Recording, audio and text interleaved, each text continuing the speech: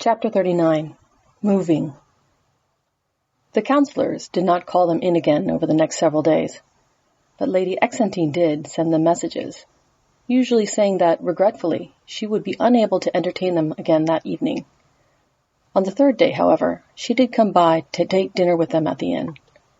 "I am indeed sorry we have not been able to reprise our little strategy session," she said, appearing genuinely regretful. "It was probably the most fun I've had in a year. So many more conversations to have." The dining room at the inn was quite formal. The members of Wight's brigade were always somewhat intimidated to eat there in the dining room, with their tabards being the most presentable clothes they had to wear. But the food was included in their tab and was very good, and that inspired them to attend, albeit usually towards the end of the evening. Tonight, though, many eyes were turned in their direction, not just because of their out-of-place clothes and unusual racial composition, but also because of the company they were keeping. "It has been very interesting to hear another view of Master Athanael's teachings," said Delta. "I will certainly pass it on the next time I see him." "May he live long," toasted Exentine. She waved her knife towards Gwen. "And we should definitely employ more goblins. You do not think like we do, and that makes for a very challenging adversary." Gwen ducked her head, uncomfortable with the extra attention. The dining room was well lit, but it wasn't sunshine, which was more tolerable.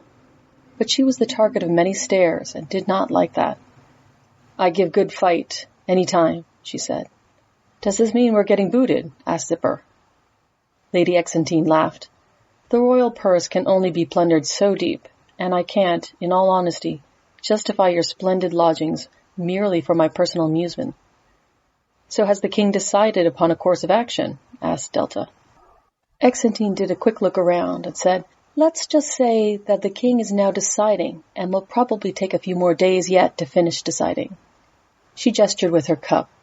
"If you were to remain in town and at a place I knew to contact you, then I would be sure to recommend you at the top of my list should, say, any more messages need to be delivered to those you have proven to be familiar with." Delta considered what might be overheard. "I think we would certainly be open to taking further contracts on behalf of the king." "Excellent," said Exentine. "And if you are going to be a few days in the city with time on your hands, I have some suggestions as to places you might find interesting to visit." The rest of the dinner was taken up with her describing things in Germantus that she thought they would find interesting. Some of them were purely aesthetic, like the harbor or the stained-glass windows at the Temple of the Water-Bearer, but many were martial in nature. "If you take the courier job, I'm sure the recipient will have many questions for you, as we did," she joked. "I'm more than happy for the full extent of our defenses to be known." She directed them to more comfortable elements of their fortifications, and gave the names to talk to and how to invoke her name to get permission to be given the full tour, where civilians were not generally allowed. But many other recommendations were for shops and factors. Germanus was the largest city for some distance, and there were things here that just could not be acquired elsewhere. What they did not have, they could often make. In particular, martial goods were seldom just available for purchase. But the city was large enough to have armories and weaponsmiths who could craft whatever you had money for. And, if they did not have it, and could not craft it, there was the Commerce Gate. There were quite a few merchants with gate privileges who specialized in getting anything from anywhere. That was quite pricey, though. As the patrons filtered out of the room, Exentine sighed deeply and bade her farewells. "If you are ever in the city again, please do drop by and see me," she extolled them. "Even if you are at the head of an invading army, I will hold no grudges." She laughed, embraced each one of them, and set off after having a word with the innkeeper. The mercenaries returned to the table to finish up what little was left. They gave a generous tip to the staff and collected the choicest bits of the uneaten scraps for Johnston. As they had been assured of the safety of the neighborhood, they set out for a night stroll to settle their food. "Nice sort. For a noble," summarized Zipper.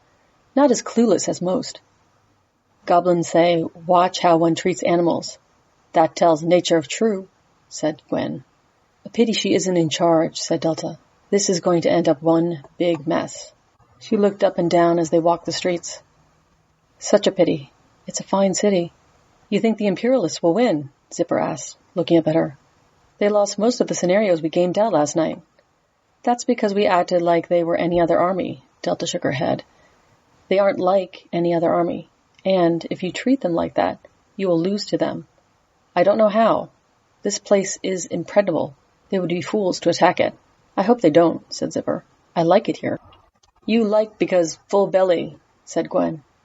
Tomorrow we find flea-biting rat sack to live in. See how you like then. I figured it wouldn't last forever, said Delta. I made some inquiries at the inn. Tomorrow we join the local mercenaries guild. Their dues are modest, and we get free stabling for the animals and a bunk to sleep in. Seems worth it. See, Gwen, said Zipper, it's good to have at least one strategic thinker in the group. The members of Wight's brigade did get up early the next morning, long before most of the other patrons. They retrieved their wagon and donkeys from the stables and passed on a modest gratuity to the innkeeper for the staff. He politely thanked them and wished them well.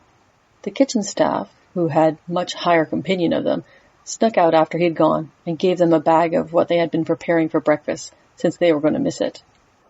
As the small group moved down the slope to the lower city, the streets got busier.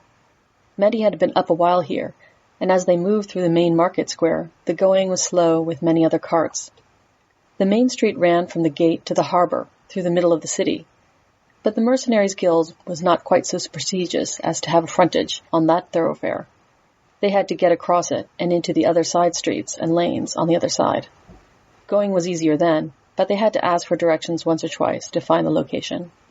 At the guild, the members of Wight's brigade were received with curiosity, and their tabards raised a few eyebrows. Things had been slow since most mercenaries had headed north to where the main conflict was. Once they found out that they had been part of that and had just come back with a message from the head of the army to the king, their interest grew much greater. The formality of joining the guild was done with much haste and very few questions, so they could move directly on to asking about the war situation and what prospects there were for mercenaries. Delta left Zipper behind to bend their ears about their journey, get their animals and wagon quartered, and find a safe bunk for Gwen. You okay here? She asked. Gwen patted Johnston and gave a thumbs up. I speak better now. Anyone mess with me, I can give good insult. Delta clapped her on the back and returned to the small common room. The people there were encouraged that things might be heating up. That would be good for business. The Imperialists might finally raise their rates. Delta poured cold water on that idea. She did point out that some of the side benefits of working for them, though. Eventually, the conversation turned more reflective and speculative. At that point, Delta promised more details in the tavern they usually patronized that evening. In return, she would ask for their advice on arms and armor shops. It aligned well with what Lady Exentine had said to Delta as she was satisfied. Delta eventually caught up with Zipper. There's something I want to check in on that I ordered before, she told her. Zipper didn't mind. She was already thinking ahead to what free drinks she could garner with their stories that evening. I thought we were all set for attack and harness, said Zipper, in reaction to turning down a farrier street. To reply, Delta just grinned and went into a shop. The keeper there greeted her with a broad smile and familiarity. You come? Yes, it is ready. Thank you. That was very fast, said Delta. I thought it would take longer. It would have, but it was just too interesting a project, said the man, with a twinkle in his eye. It's good to try something different. Wait here. Let me get my grandson. He scurried off to the back. Zipper gave Delta a wary look. What have you been up to? I'm not going to spoil it, and you shouldn't either after you see it, she said.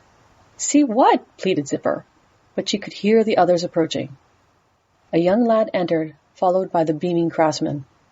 The child had an odd sort of hood over his head that strongly resembled horse blinders. To the front there were rims of leather, but instead of being open, as were a horse's harness, they were a pane of colored glass over them. Once I had the basics down, I went back to the glazier you got the panes from, cut it to size, and fit it into cames. It was then a simple matter to pierce the lead and stitch them to the harness. He looked proudly upon his creation. Never seen it done before, but not all that hard when you think about it. Zipper stared at the kid, who was walking around proclaiming how everything looked red. For Gwen? Asked Zipper. Yes, said Delta. I had thought of the idea a while back, but we hadn't been anywhere where we could get the craftsmen to do it. The city has them. She added a bit loudly, and bowing to the farrier. I guess somebody's got to maintain all those stained glass portraits of the water-bearer, said Zipper. Do you think she'll like them? Asked Delta. I think she'll love them,